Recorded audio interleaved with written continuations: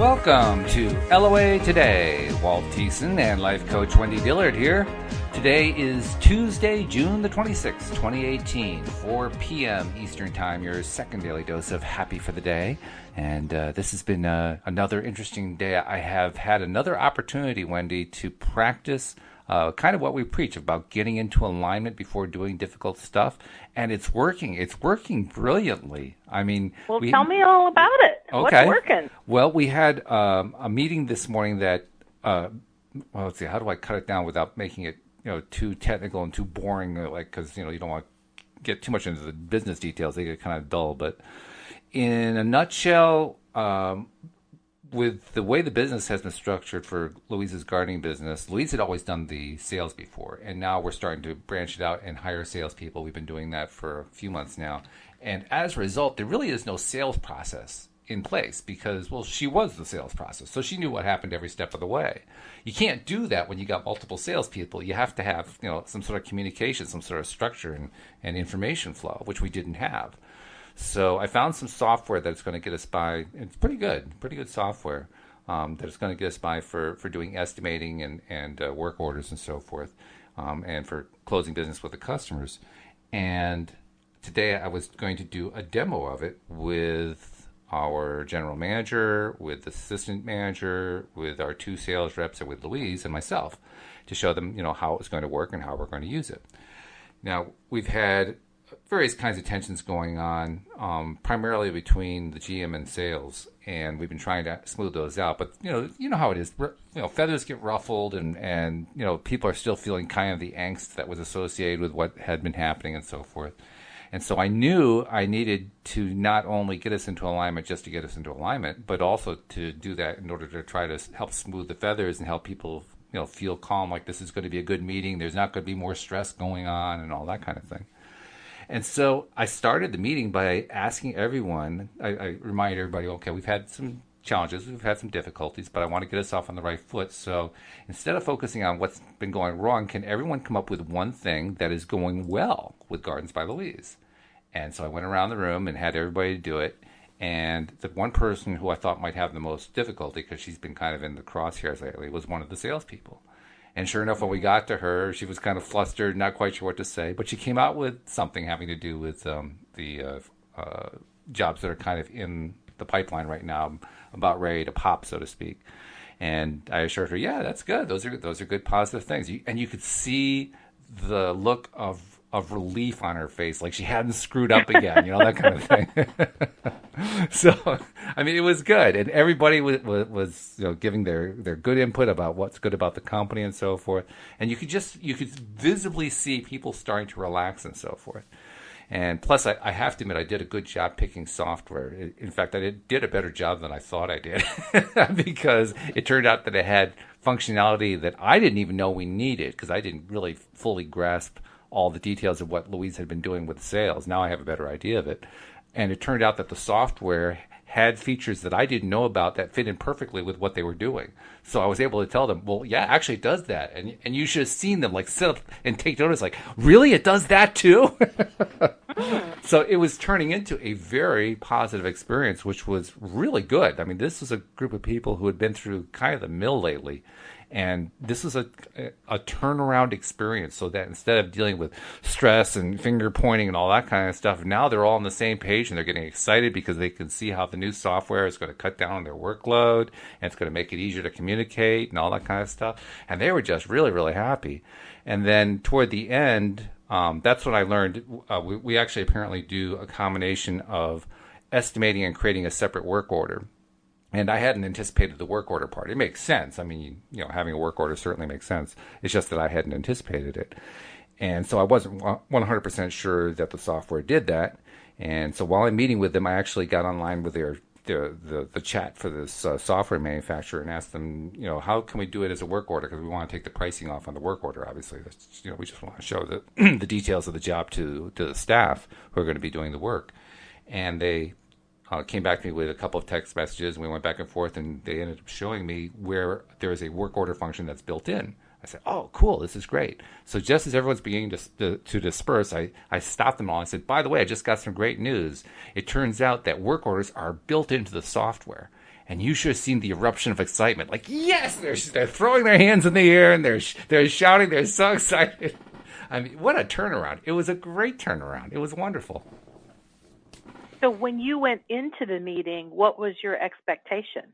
My expectation was deliberate because I knew if I didn't go in with this expectation, it was likely to be very tense and very stressful. And I went in with the idea every single person, I mentally pictured every person, and I focused on this person is going to be really pleased with the way the meeting works, and they're going to get the details they want, and they're going to feel really good. And then I did it with the next person. This person is going to feel really good. They're going to get the information they really want, and they're going to come away feeling like we made progress. And I just did that with every person in my mind. Which was a great way, by the way, to distract myself from the fact that I was about to enter a difficult meeting because I'm focusing on, helping other people feel good. And it just kind of took the time away. I didn't have any time to worry. It removed the worry time, so to speak. So what caused you to feel worrisome before you went into this? Well, I didn't actually, but I could see how I could have. I mean, it's a fairly common thing, right? You're going into a meeting and you're going to be meeting with people who have been kind of at loggerheads, and there's that stress and tension that's there. So unless you do something about it, that's probably going to still be there. It's like, oh, geez, I'm not sure I really want to deal with that. But I didn't basically give myself any time to do any worrying because I was spending all my time building up energy. So it literally replaced the worry time. Cool. Yeah, very cool. It worked great. Very cool. Mm-hmm. So all we've talked about, both with you and with the other co-hosts, about how important it is to get into alignment got validated for me in a really big way today. It was great. Yeah, absolutely. Alignment is very, very key. It is, yeah.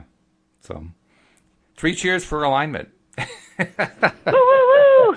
Cheer, cheer, cheer. So that's how my day is going. How's your day going? I mean, my day's been going fine. Nothing out of the ordinary, bad or good. But I know behind the scenes, meaning in my thoughts while I'm doing my work, I know I've been in deep thought.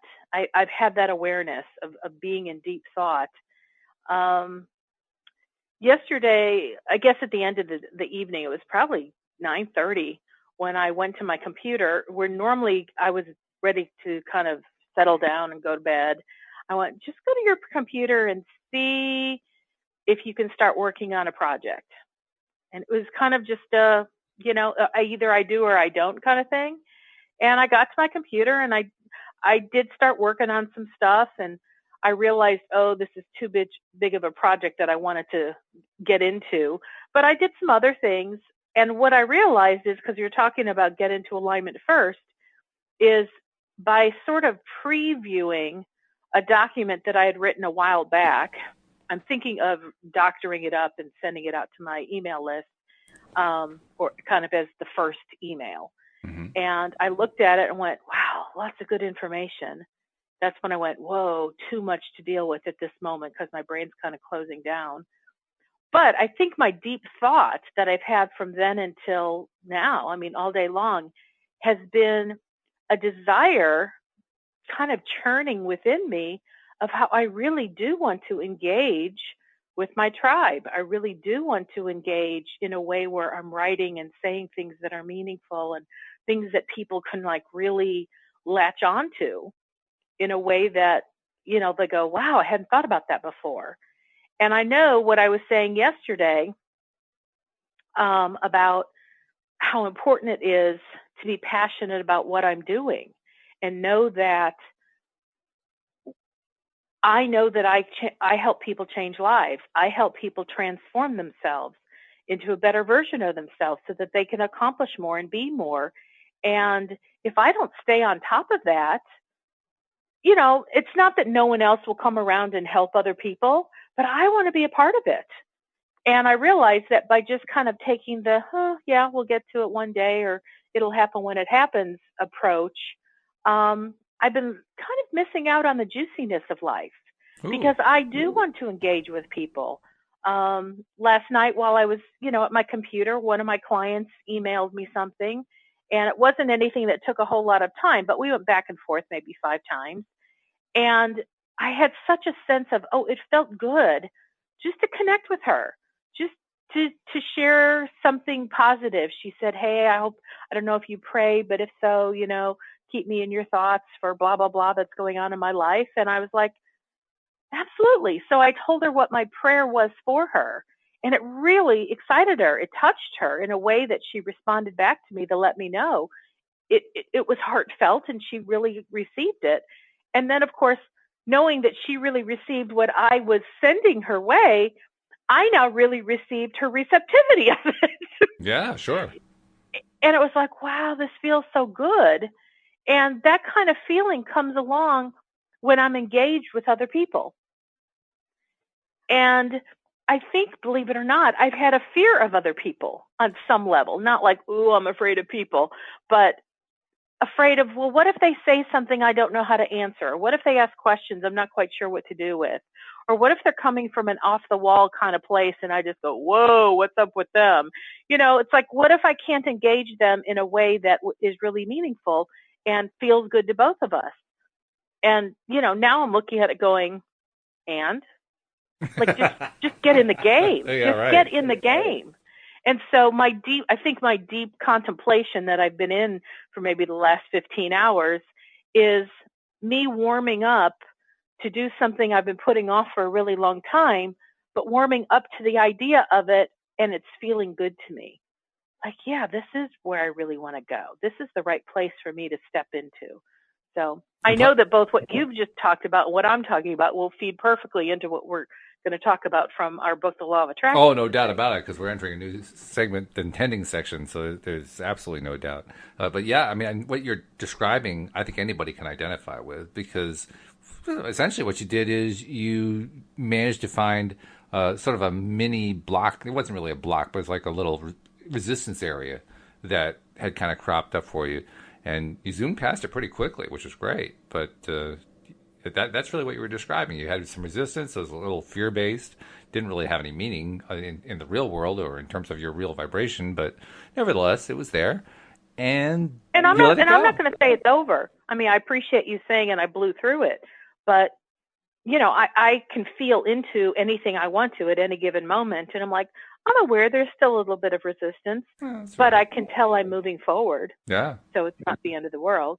I'm moving forward. And I like knowing that something that I have procrastinated over for so long, that I'm taking a step moving forward and it feels good. Mm-hmm. That is what that's I'm enjoying, is that it feels good. Sure, because that's your signal that the resistance is reducing. It may not be completely gone yet, but it's reducing, which is what you want anyway. So, yeah, that's fabulous. Congratulations.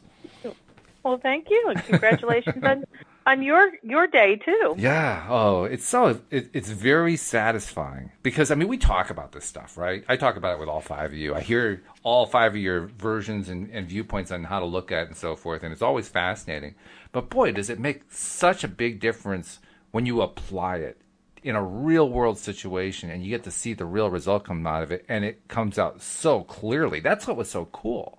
I mean, it was a very large change in the energy of that group, and I loved it. It was great. It's like, I want more. I'm hungry. And, we take in a lot of information because, last decade we were in the information era. Well, we've moved past that because now we're in more of a technical digital era. But there is so much information available to all of us at any one given point, because all we have to do is say, hey, Google, talk to our cell phone, and it spits out a ton of information. Oh, yeah. But moving from information that we have on our mental shelf to actual experiential information where you've now had a circumstance or an event where you went, whoa, I've learned about this, but now I'm experiencing it. It's a whole different ballpark. It is, yeah. It's something completely different. Yeah. And I mean, even for me, I've been studying this stuff for like years and years and years. And every now and then, something hits me more like, wow, this is what Abraham's been talking about. I get it. I see why it's so cool. Yeah, right. Oh, you know. that's exactly what the feeling is. And I mean, you're right Hmm. about the information age. I actually think the information age is still here. It's just that all the technology has exponentially increased it. So, if we had X amount of information before, now it's X to the Y power. It's like this Oh huge yeah, amount of information. Oh my goodness. And it just keeps growing. That's the other thing. it does keep growing, Yeah. and it's not going to slow down. No, no, not anytime soon, that's for sure. And probably not for a long time. Maybe not ever.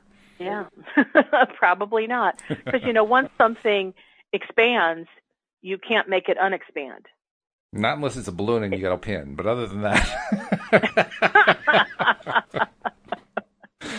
I always like to think of those big giant yellow rafts that when you unfold it from its package and you start putting air in it, it just kind of explodes and Yeah, it right. becomes huge to take over a room. That's But then right. try to like put it back in the package and it's like, oh no, that's not ever going to happen.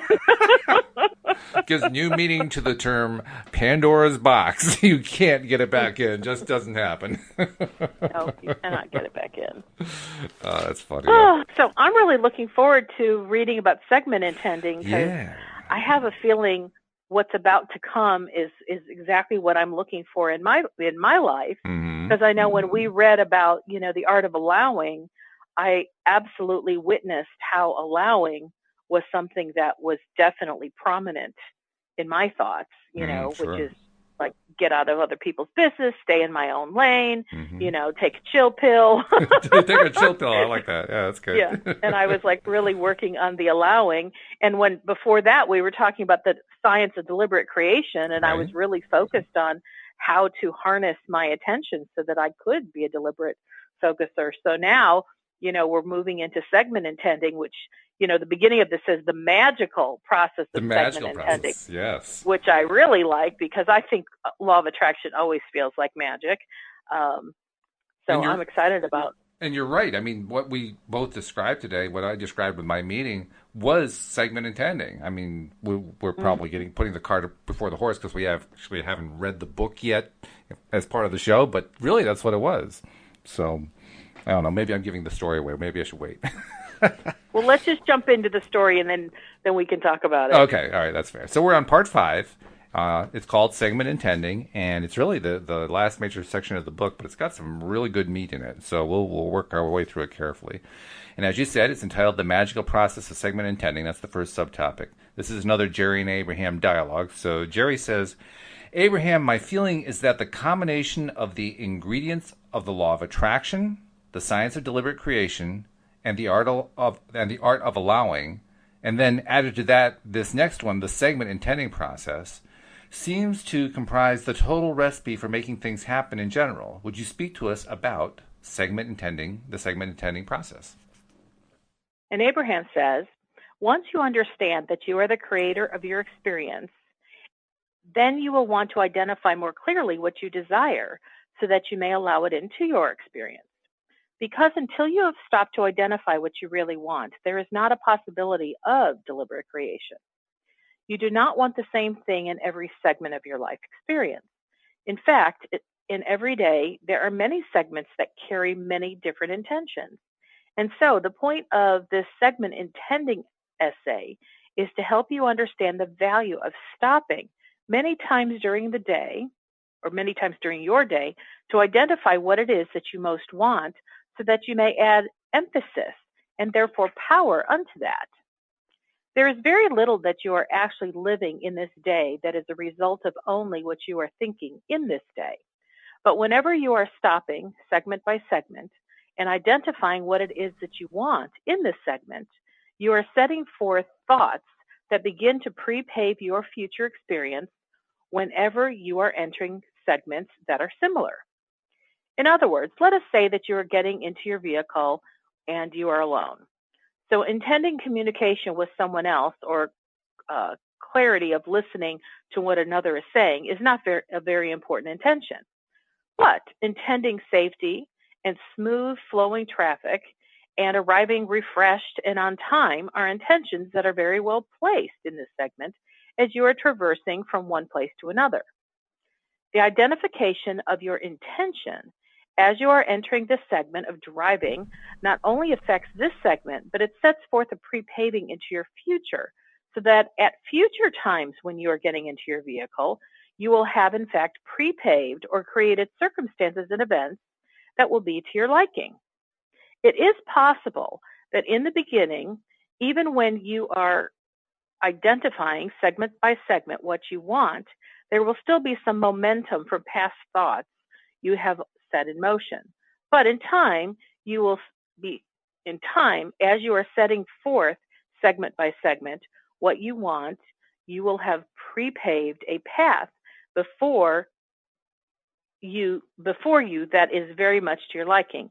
And then you will not have to take so much action in the moment to get things to be the way you want them. 3 paragraphs back, that first sentence of that second paragraph in the section, or the 3 paragraphs back, it says, there is very little that you are actually living in this day that is a result of only what you are thinking in this day. That's not the way we normally think about it, but boy, is it ever true. Because what we thought about yesterday impacts today. And we skip that. We don't really think about that much. It's not like, well, right now I am intending to have a good meeting. That's what I was thinking this morning. I don't really think about the fact that what I thought about yesterday impacted it. But it did. So, I mean, do you ever notice that? Do you ever consciously think about that? Or are you just like everybody else, like, I'm not really thinking about what I thought about yesterday. I'm just intending for today.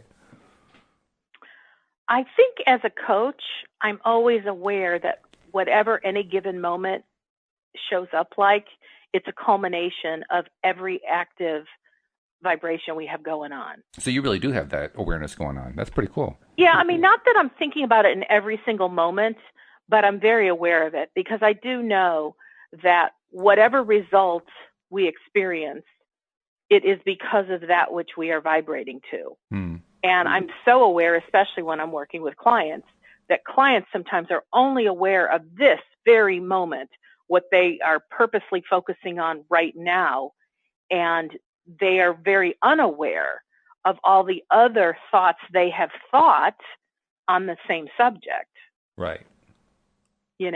So, gosh, I have a memory of something. I think it was in that Facebook group that we both jump in and out. Well, you're in it a lot, where I was attempting to have a dialogue with somebody, and not in a private message, but kind of like in a nested reply. So it's not like everybody sees it. Mm-hmm. And, I wanted to be more helpful to her. And so she was talking about having a really wretched day where it was just one negative thing after another. And so I said, as you begin to get more comfortable with feeling your feelings and paying attention to what you're thinking about, you'll start to recognize how your thoughts are actually a part of what's manifesting. And so I said, like, for example, what did you think about this morning? And she's like, well, I was thinking really positive. I'd been looking forward to this day and this event for like weeks. So I was only thinking happy stuff. So that doesn't make any sense as to why all these bad things happened. And I realized at that point, that's where it's really difficult to use email or Facebook to get into this discussion. Because if she were my client, I would take it apart and I'd say, whatever this event was, well, let's say it's going to a reunion with your family. Okay. So how do you feel about spending time with your family? How do you feel about barbecues? Do you have any memories about going to family functions, that didn't go well? How do you feel about being in a crowd? Do you like being just one-on-one with people, or do crowds make you uncomfortable? I mean, there's so many different elements that could be a part of something that if she just went into it thinking, oh, I can't wait to see my Uncle Henry because I haven't seen him in a long time. Mm-hmm. She may be so narrowly focused on that one thing and looking forward to it that she neglects looking at the whole picture. Like maybe she doesn't like being in crowds, or maybe it's an outdoor setting and she hates the heat. I'm talking about myself. Very sneaky. I like the way you sneak that in. Maybe she's a vegetarian and she's going to an event where people won't understand that she wants to eat differently than everybody else. And so there are so many elements that come into one situation. And if, like when I'm going to say an amateur person who's just beginning to look at law of attraction as something that might be cool for them to think about using, if all they think about it is, I had this thought that I can't wait to see my Uncle Henry, and I'm so excited about it, and then they have all these negative things occur before they even get to the reunion, it's easy for an amateur law of attraction utilizer to think, see, it doesn't work. Because this is what I thought, and I got something opposite. Right. But there's so many varied facets that go into something. So I guess back to your question, do I think about that? Yeah, I think I do more than I even knew I did. Yeah, quite a bit. Wow. I'm impressed.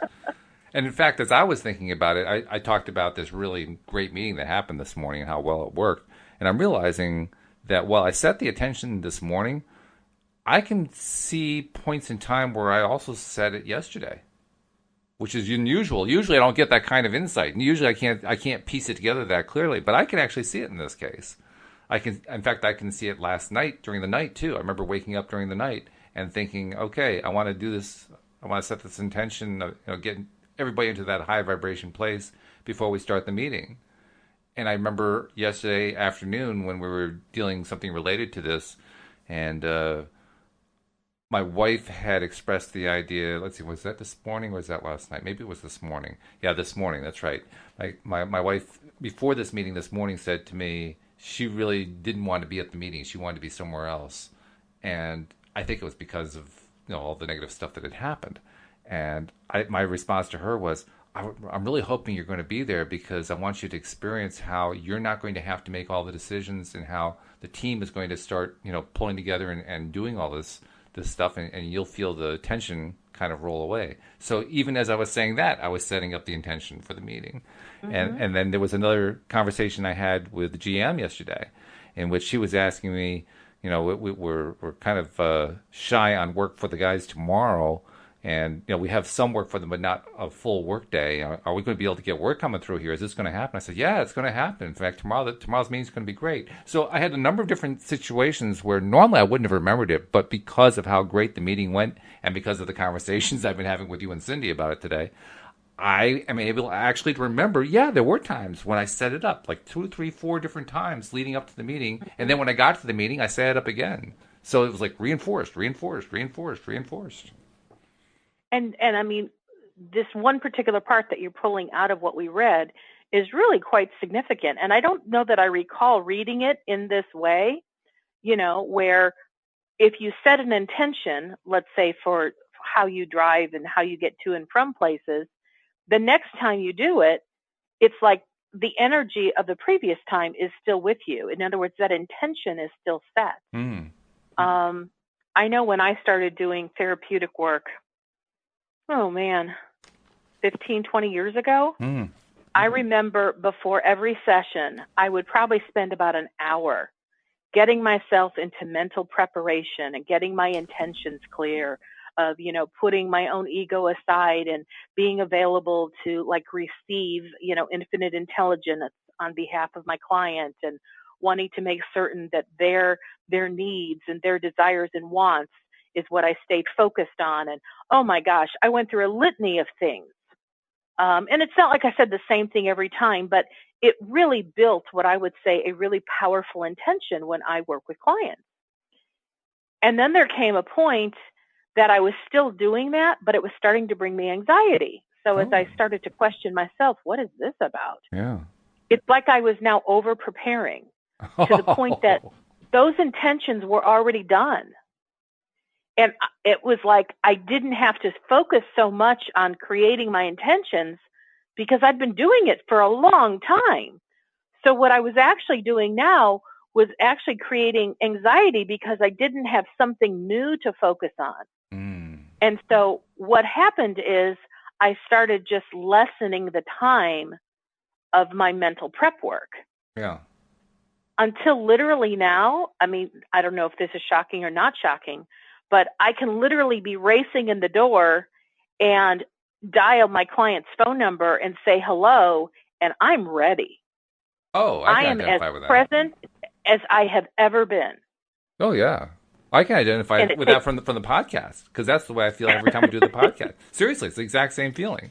When I first started doing podcasts, I had to get myself psyched up. Or if I didn't sound all that enthusiastic when I did the podcast.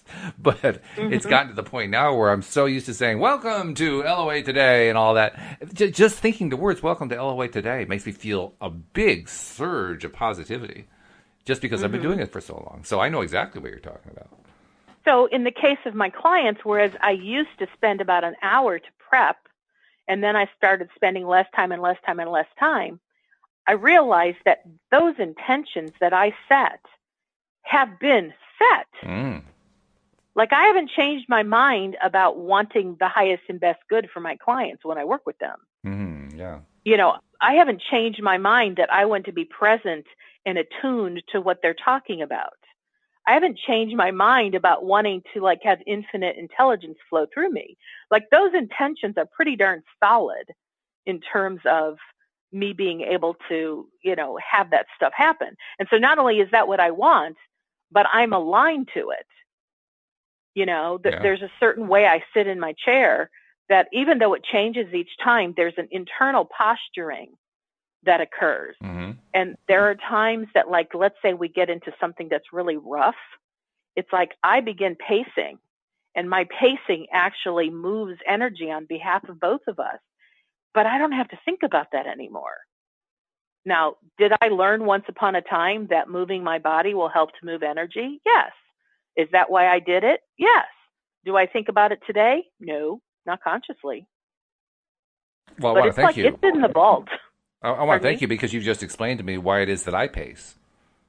I mean, for me, pacing, the only explanation I ever had for pacing was that it was a way to calm me down, which it is. But as you pointed out, I tend to pace when a problem starts to come out, or something is, kind of gnawing at me, or, I've got something that's just been hanging there and I just can't seem to find a solution or whatever it is. That's when I start to pace. And Louise teases me. She'll make fun of me. Like, we're going to have to get a bigger house so you can pace a longer path. Well, only because I have my friend staying at my house and she's in the guest room, I'm not doing my normal pacing thing. But I have like this giant pacing pattern that I've done before. Yeah, when I'm talking with a client, it's like I literally walk through every room of my upstairs in a certain pattern, and it just kind of shifts and moves energy. Because our bodies are like, oh gosh, what's the fun word? They're like mechanisms of our energy, and our energy is in our body and it's around our body. And if we physically move our body, we're physically moving the energy. Yeah. And so I want to say last week or the week before with one of my clients, I could tell she was kind of struggling through something a little bit. And so I said, are you standing or sitting? And she said, sitting. I said, okay, I want you to stand up and I'll do it with you. And we got into what I call Wonder Woman pose, and I said, hands on hips, feet spread, apart, chest back, chin up, and breathe. Yeah. And I said, now how do you feel? Yeah. And she's like, I feel much better. I'm like, isn't that amazing? I mean, the body can shift energy for you. So if you can't find the right thing to think about, just move your body in a big way, move your body in a bold way, or just walk. That's probably how you get such benefit out of your daily walk. Yeah, that's certainly one without of them, sure. realizing you're moving the energy. This is true. Yeah, that's very true. All right. Well, cool. Yeah, and plus also there's another factor that I have to take into account, which is I'm so much taller than most people. So the average person who takes 10 steps, I take 5. So I definitely need more room for pacing. That's just the nature of it. That's probably why you need to go outside, because there's so much more space for your walking. No more distance limitations out here, I can tell you that. And I do know that to be true. The taller you are, the bigger your stride. Because when I was married and my husband was 6'4", 6'5", something like that, we'd walk together someplace, and I'd say, can you slow down just a little bit, or at least hold my hand so you can kind of drag me? Right, we do the same thing. Yeah. But I'm like, my normal pace, I thought I had a pretty wide stride, but Nothing compared to yours. There were times where Louise and I would take a walk together, and if we get to a little hill and she's kind of feeling, the tiredness of doing the walk, she'll say, "Okay, just pull me along, just pull me up the hill." And so that's what I will do. Well, years ago I used to walk with friends, just for exercise, and one of my friends, I have to say that after a while, it was not something I wanted to do anymore with her because she had short little legs. And even when she was doing what she called power walking, I was like, da, da, da, da, da, da, da. There was just nothing in it. And I'm like, I don't feel like I'm getting exercise. And I mean, I do know if my body's in motion and I'm even walking a little bit, of course, there's some exercise to it. But it took the joy of knowing I was really pumping my body when I felt I was moving at a snail's pace. I hear you, yeah. Although I also have to say, there are some people of lesser stature, let's say, who I see out in the path, usually women, and they are true power walkers. I mean, if I don't really move my pace, they can outpace me. Their legs are going at about 50 miles an hour, but I mean, they're flying down the walking path. So I don't know that the height has as much to do with it as your determination to just move quickly. Because, boy, some of these ladies can move. Well, and I understood what I was now experiencing where my friend was not moving fast enough for me because when I was just really new to movement, a girlfriend lived near me and she's like, well, I go to this one park. Do you want to go with me sometime? And I said, yeah, I'd love to. I love that particular park. And so she was a jogger, and I've never been a jogger. And I said, I like to walk really fast, and I'll walk as fast as I can, but I could tell she really wanted to jog. And she said, no, while we're together, I'm okay just walking. But I could always tell she was just ready to break out into a jog, so I had to really work hard to keep up with her pace. Well, I remember one time, too, there were two young ladies out on bicycles.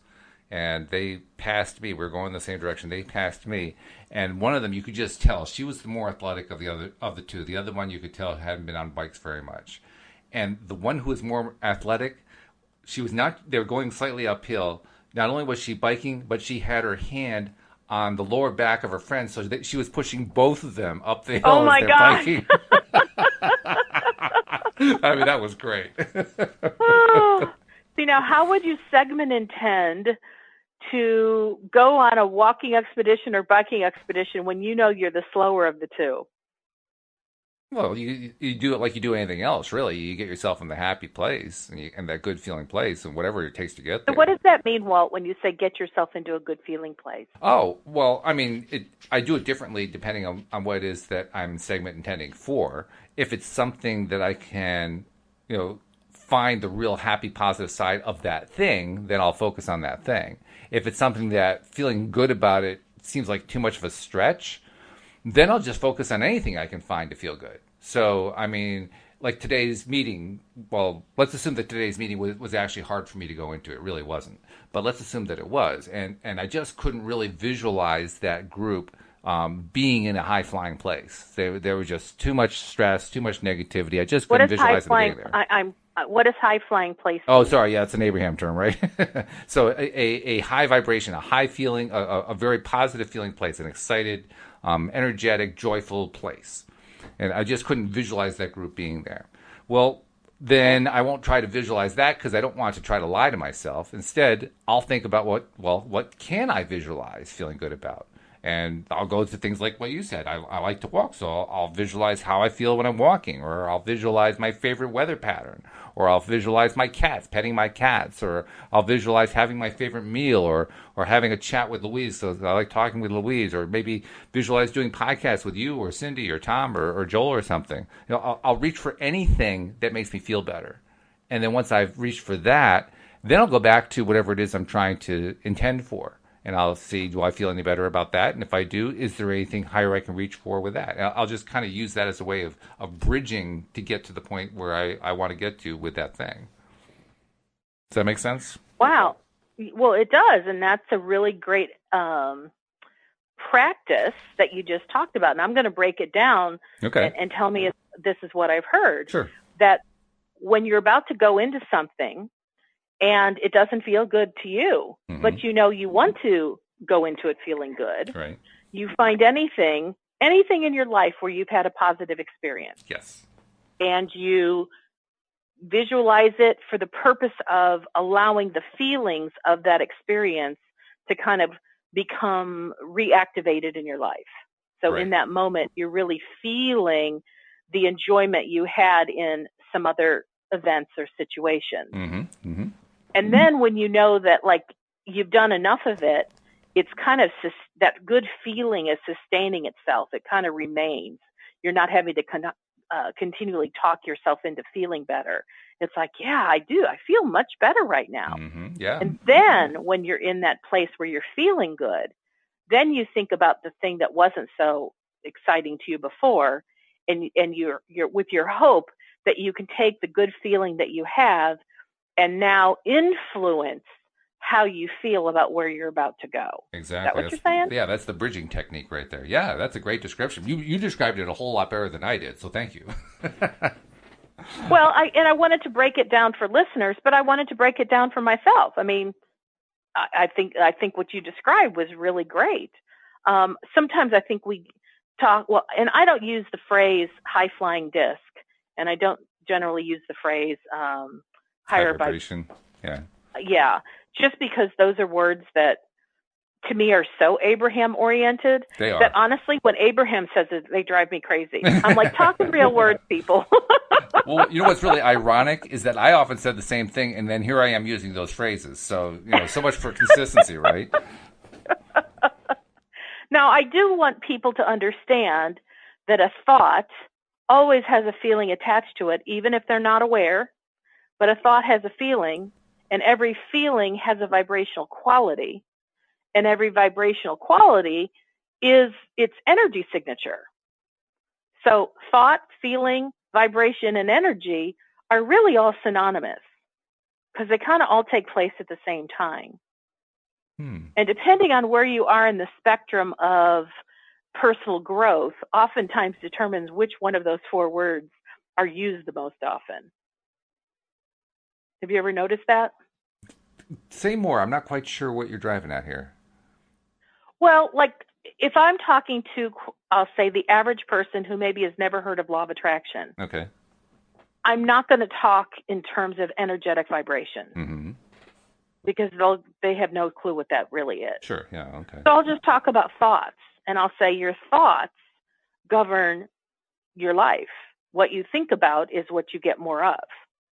Okay. Now, as a person wants to go a little bit deeper into their exploration of this idea, I'll say, did you know that with every thought, there's an associated feeling? And I'll work with them so that they can start to have an experience of where they recognize, oh, yeah, I am feeling this. And I'll say, and what is the thought associated? Oh, you're right. There is a thought that's associated with that. Because when I feel this, it makes me think blah, blah, blah. Right. So then I can talk with somebody about thinking and feeling. And then, if you want to get into law of attraction stuff, then I will start to bridge the languaging a little bit more into how the thoughts and the feelings have an energetic or a vibrational quality to them. And that's something that science is able to measure. It's not something we see, but it's something that actually is measurable. And it's that unseen thing that science can measure that is actually what we're broadcasting for the law of attraction to match up that energetic quality. Okay, and that one I'm intrigued by what you're saying, just because I'm not quite clear where you're knowing that science is able to measure it, because a lot of that I thought was unmeasurable. So tell me more about the measurable part. I mean, science has been able to measure vibration for a long time. In general, yeah, general vibration, sure. Yeah, I mean, they can put those weird little patchy things on a person's head, and it's connected to some little machine that has, like, what is it called? Like the lie detector test. Mm-hmm. Mm-hmm. You know how there's the little needle that goes back and forth? Yeah, or an EKG or something like that, sure. Yeah, I mean, those are all vibrational. Okay, that's fair. Measurable things. Mm-hmm. So I look at that as science has been able to measure that. Now, can they measure how a thought goes out into the ethers and law of attraction is able to respond? I don't think Yeah, so. probably not yet. Yeah, that's what I was thinking of. But your point is well But taken.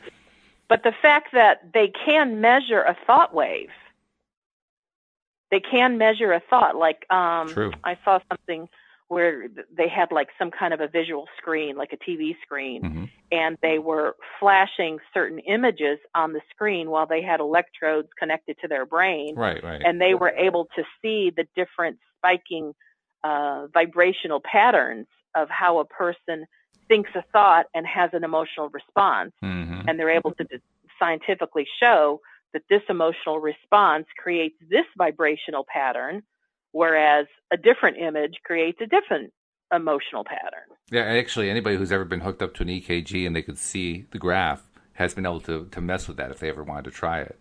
I remember one time I had a panic attack and I thought I was having a heart attack. I ended up going to the hospital and they checked me out and I was fine. But while they had me hooked in, I could see the EKG. I could see the little graph, right? And I decided at one point, because I was waiting for them, it was getting kind of boring. Nobody had shown up for a while. And I'd already been seeing about the main thing, and everybody had calmed me down, so I was okay. I don't remember what I was waiting for. Maybe discharge, I don't know what it was. But I'm still hooked up to it, and Louise is there with me. And we're looking at it, we're talking about it. She says, well, see if you can slow it down. So I was, okay.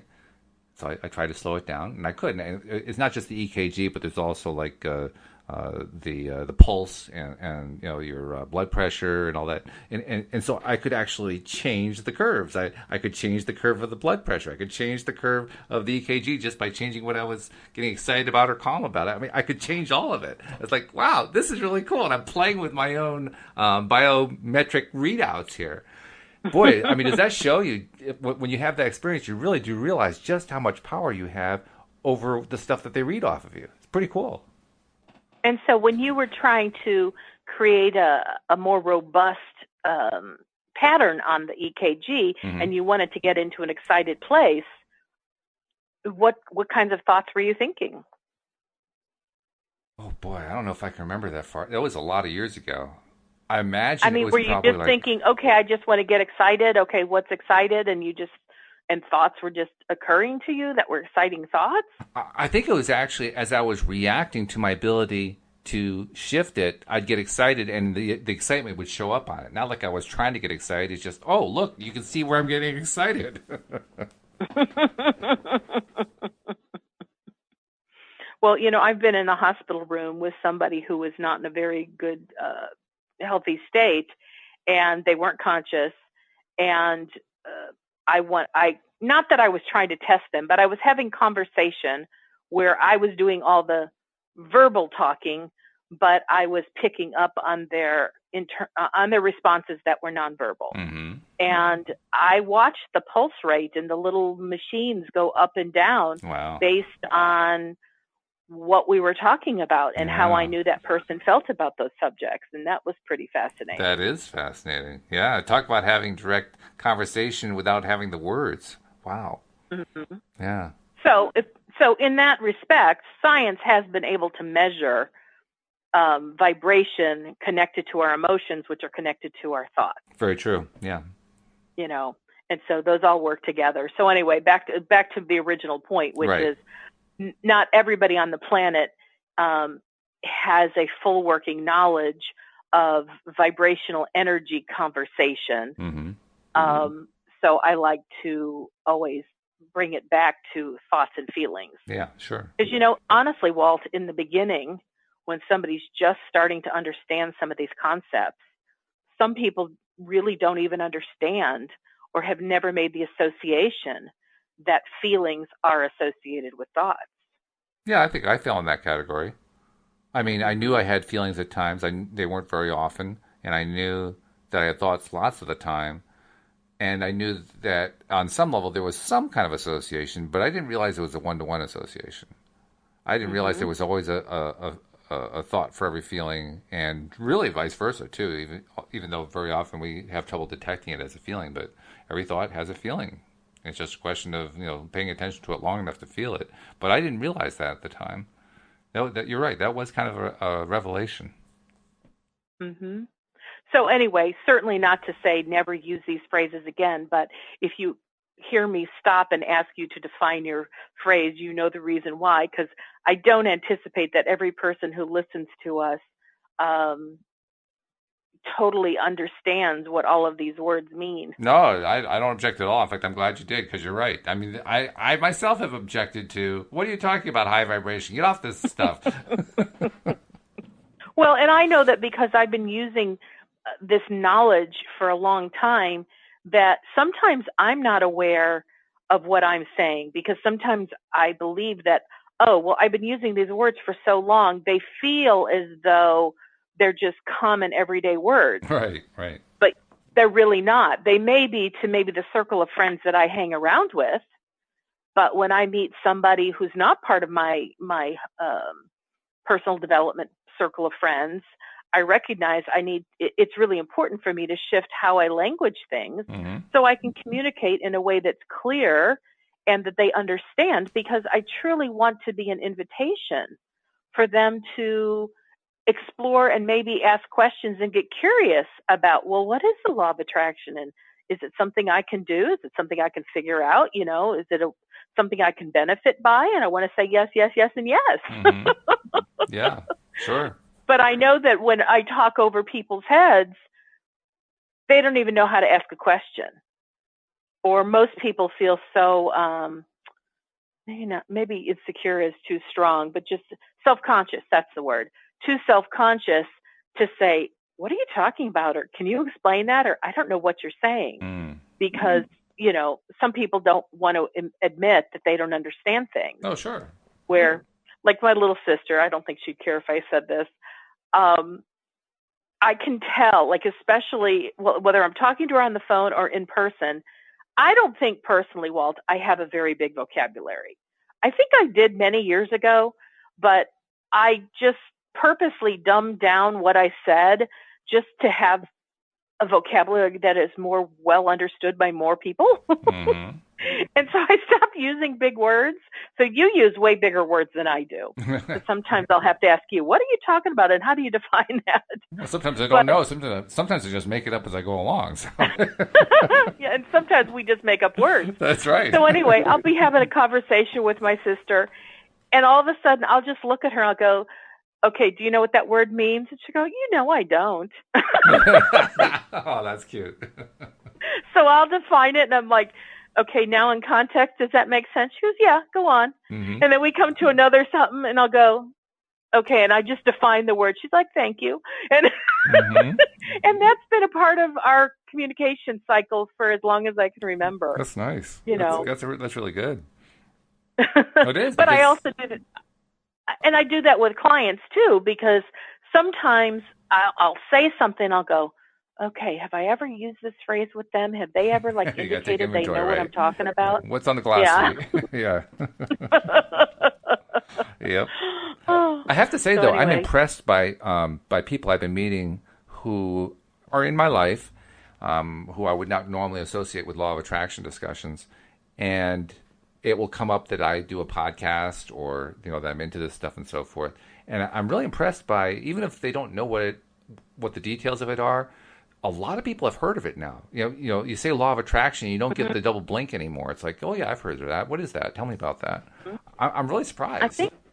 I think I talked to somebody in the last couple of weeks that saw my LinkedIn page, and it talks about being a law of attraction expert. And I said, what is law of attraction? Oh, nice. I was like, wow, I haven't had the opportunity to explain it in a long time to someone who's a true outsider of the knowledge of it. I was like, ooh, that was fun.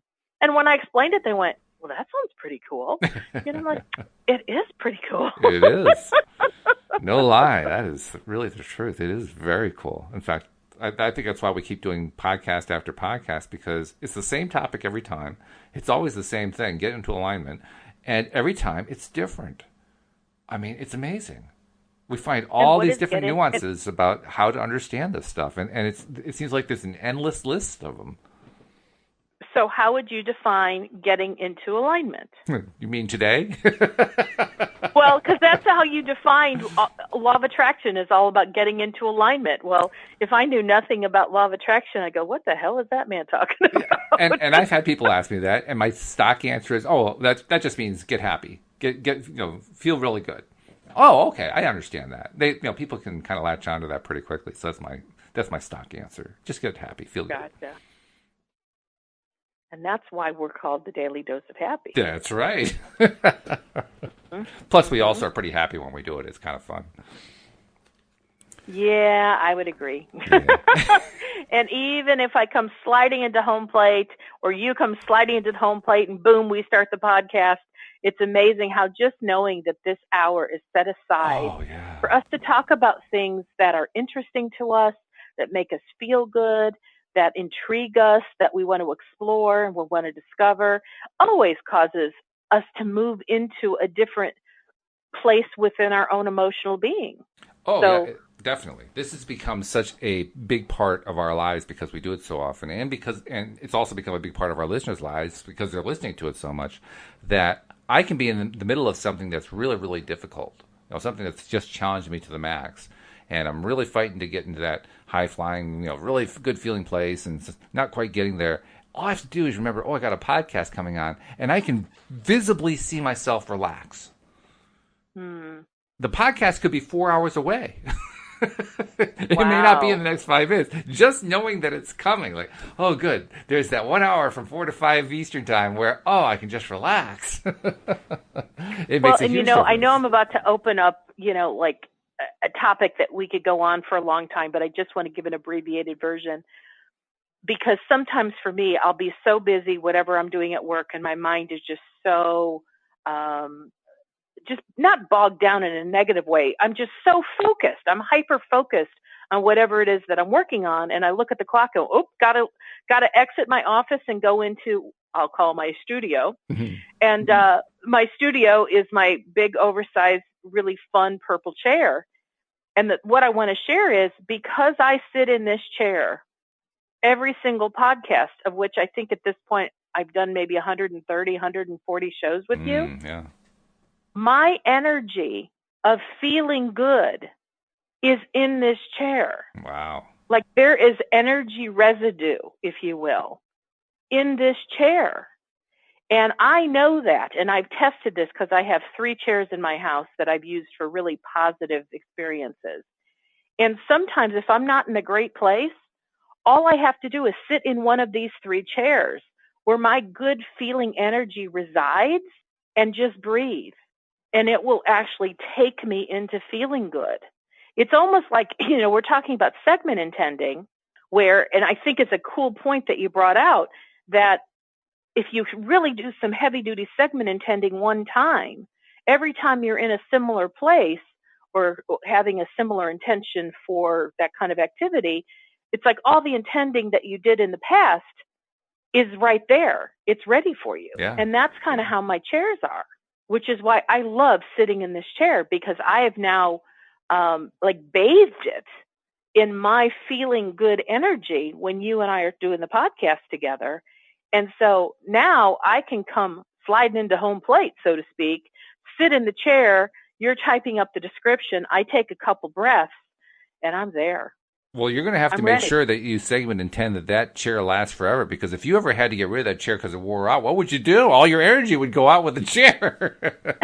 Well, I have 2 other chairs. Oh, okay. I have other chairs I do this in. And, once upon a time, I did podcast number 1. So the energy wasn't there. What I'm saying is I have built the energy over time. Ah, that's true, yeah. And it's awesome. But you can build it anywhere. This is true, yeah. Oh, yeah. Very true. Yeah, I have no qualm about having the ability to build it again. And since we're down to the last few seconds here, let's also remind people, for someone who wants that personal attention, because you're really good at it, how do they reach out to you? I would love to hear from anybody who has a question or would like to work with me, and they can find me at wendydillard.com, and you will find my phone number and my email address, wendydillard.com. Sounds great. Wendy, it's a pleasure, as usual. We'll do it again tomorrow. I'll be here. So will I. We hope you'll join us as well next time here on LOA Today. Goodbye, everybody. Bye-bye for now.